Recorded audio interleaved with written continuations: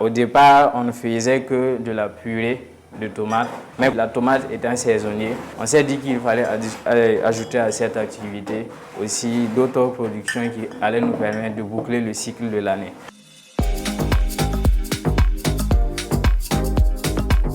Il faut dire qu'en 2018, j'ai eu l'occasion de travailler dans une société indienne qui faisait de la distribution de produits agroalimentaires, mais importés. Et chemin faisant, je me suis rendu compte que la population était beaucoup plus demandeur de produits locaux parce que l'origine des produits et la composition des produits commençaient déjà à semer le doute. Après mon départ de la société indienne, j'ai eu l'opportunité de passer un concours de plan d'affaires et j'ai soumissionné pour la transformation agroalimentaire. Et j'ai été retenu et j'ai suivi une formation de 12 mois en éducation financière et en transformation agroalimentaire. Et c'est par la suite que je me suis réellement installé de façon formelle pour mener l'activité sous le nom de Merveille Production. Merveille Production parce que nous utilisons les merveilles que la nature nous donne.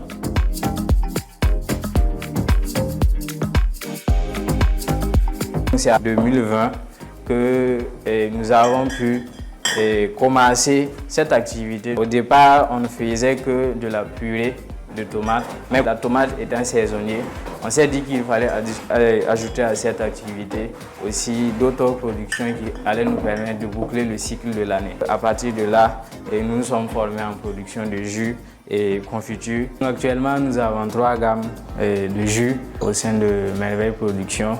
Vous avez là le cocktail de bissap à l'ananas, du jus de thé d'eau et du jus de gingembre au citron, qui est aussi un excellent laxatif pour tous ceux qui sont partisans de sensations fortes. Nos produits sont vendus actuellement dans les grandes surfaces, et les alimentations, restaurants et hôtels qui se trouvent à Ziaré, mais aussi à Ouagadougou.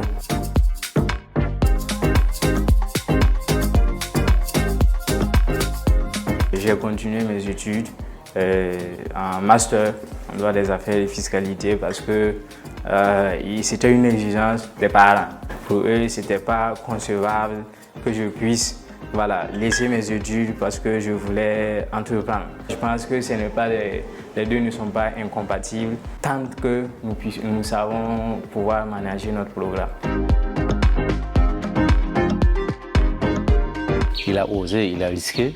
Et les résultats déjà que nous voyons, c'est pas mal. Pour un début, avant il pouvait dire papa, maman, je vais te laisser pour aller voir. Nous, on ne sait plus comment il se déplace. C'est déjà un atout pour nous. Mais vous savez, dans la vie, toute chose, toute activité que tu veux mener, c'est pas évident que les parents, dès le début, essaient de te comprendre. Comme toi étant l'initiateur du projet. Aujourd'hui, on rend grâce à Dieu.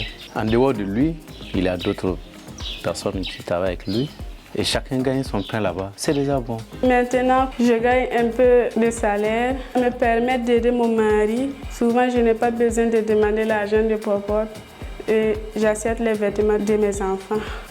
Je lui remercie grandement d'être une opportunité pour moi, d'avoir un travail, de ne pas chômer et d'acquérir des connaissances.